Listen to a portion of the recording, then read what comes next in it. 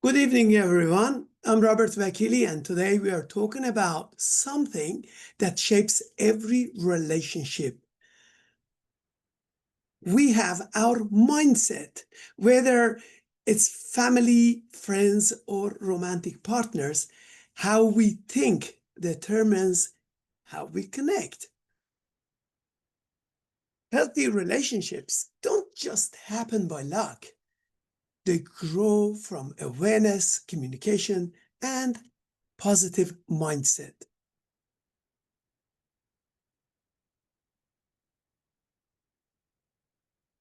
Our mindset is like the lens through which we see people. When we approach relationship with a positive and open mindset, we respond with patience and curiosity instead of judgment. If we believe problems are opportunities to understand each other, we grow stronger together. But if we see them as a threat, we create distance. A healthy mindset sets the tone for emotional safety and connection.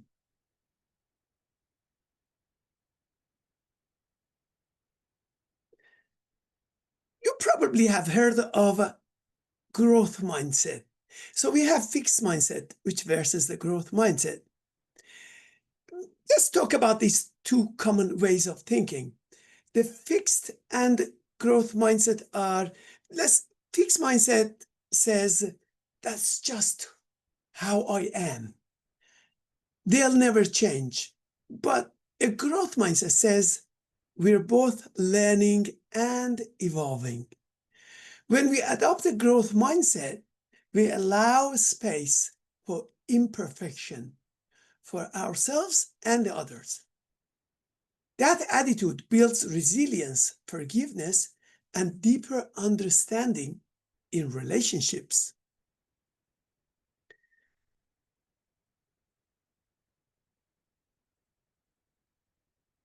Self-awareness. Self-awareness is the first pillar of the emotional intelligence. And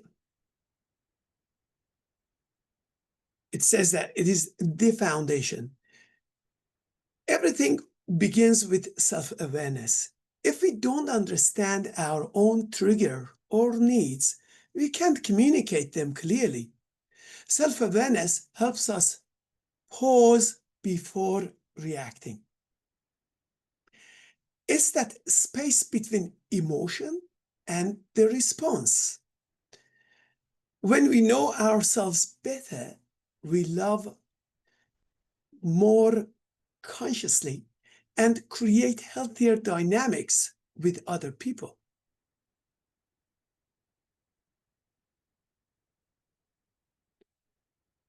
So as you can see here, it says that it requires to understand our own feelings and our own needs. It also helps us to recognize our own pattern, which is very essential. And next is the emotional intelligence and empathy. Emotional intelligence is about being aware of our emotion and handling them wisely. It's not about suppressing a feeling. It is about understanding them. Empathy is the bridge that connects people, which means connects us to other people. It doesn't mean that you have to agree with someone. It means you understand them. When we lead with empathy, we make others feel they are seen, they are heard, and valued. And that's the foundation of strong relationship, as the recognition. So the second pillar of the emotional intelligence is actually the self-regulation, which here is written recognize your emotion and regulate them first. And empathy is another pillar of emotional intelligence, which, if I want to say empathy, it means just putting ourselves in other people's shoes. But I heard from a Chinese philosopher said, but before you put yourself in other people's shoes, you need to take off your own shoes and then put yourself into other people's shoes. That's how you can have a look at the situation empathetically. Then next we have communication with intention. So as you can see, communication is essential in building relationship. Speak with respect, which means most of the relationship breakdown, it actually happens from miscommunication, not from bad intention. Mindful communication means speaking to understand, not to win. So don't look for the victory, look to understand and see how we're going to resolve the problem. And also use the I statement.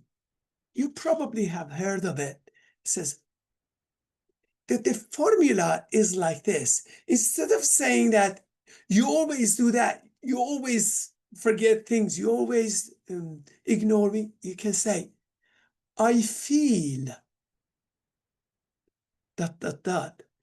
when something happened. For example, I feel devalued when my effort is not being recognized.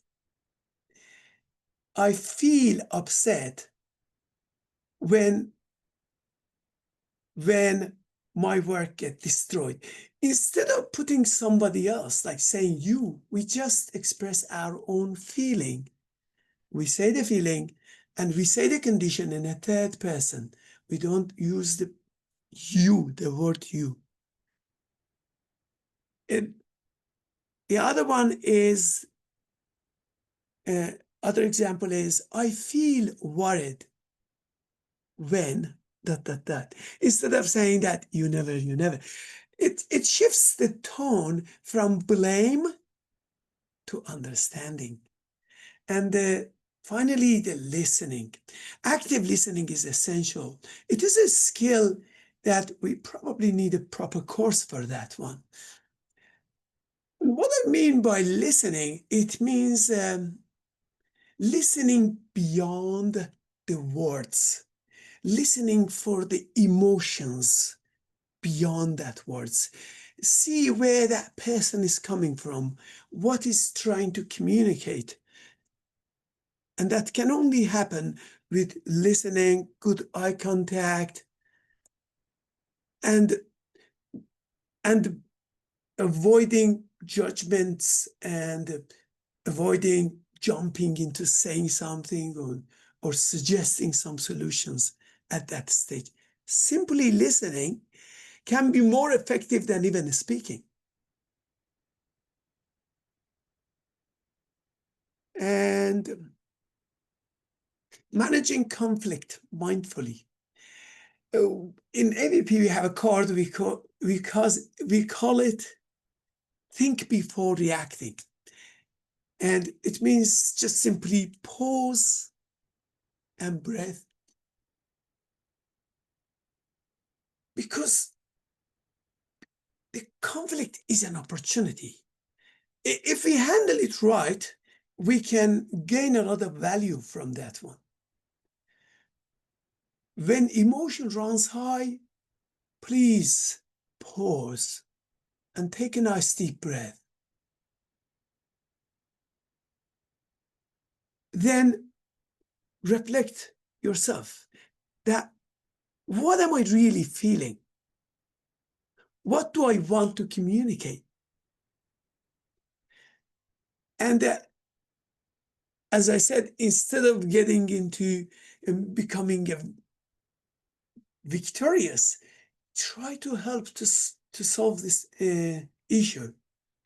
And stay curious. I love this one. It says that help me understand what you mean and help me understand your perspective. It can provide us opportunity to hear the other people.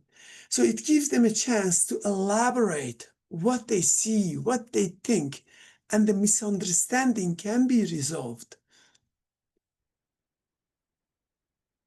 which in turn turns the confrontation into collaboration, and both people can feel they are respected. Next.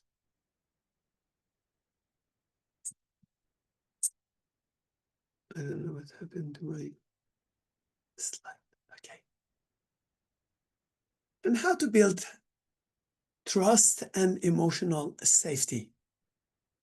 Trust is built through consistency, doing what you say and showing up even in a small way. Emotional safety means both people can express themselves without fear of judgment or rejection or even punishment. It's okay to make mistakes. What matters is owning them and repairing that connection. Healthy relationships feel calm, secure, and mutual. It's not anxious or one-sided. If it is a one-sided, it is an abusive relationship.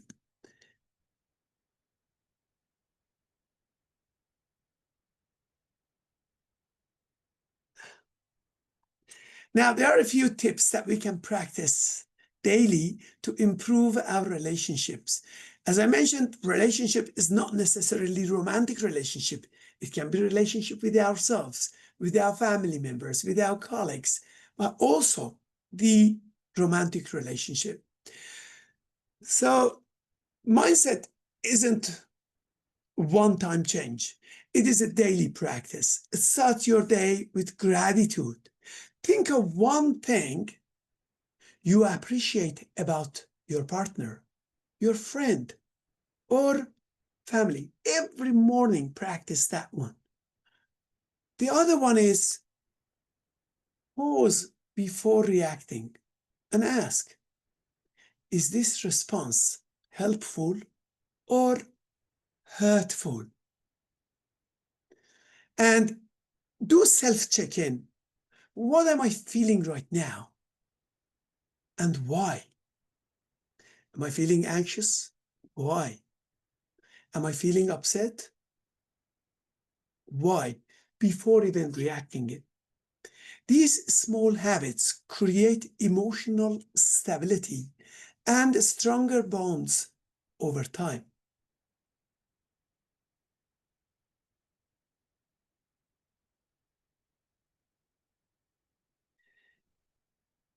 Change your mindset, transform your relationship.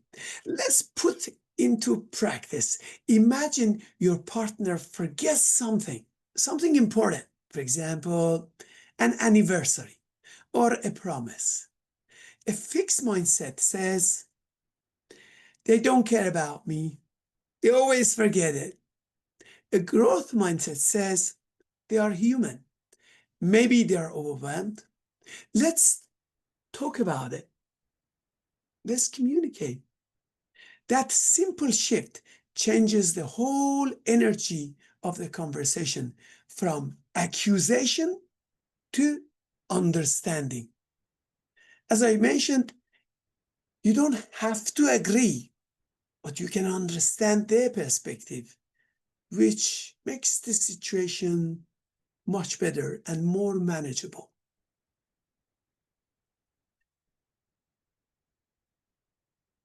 And let's wrap up this with thought.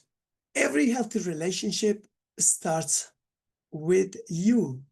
Self-awareness, empathy, communications are the building blocks of the connection.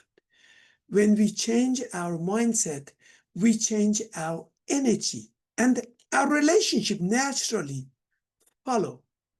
So tonight, choose one small habit, maybe gratitude or mindful listening or self-reflection, and start there. Because growth in relationships begins the moment you decide to grow yourself. Thank you for listening.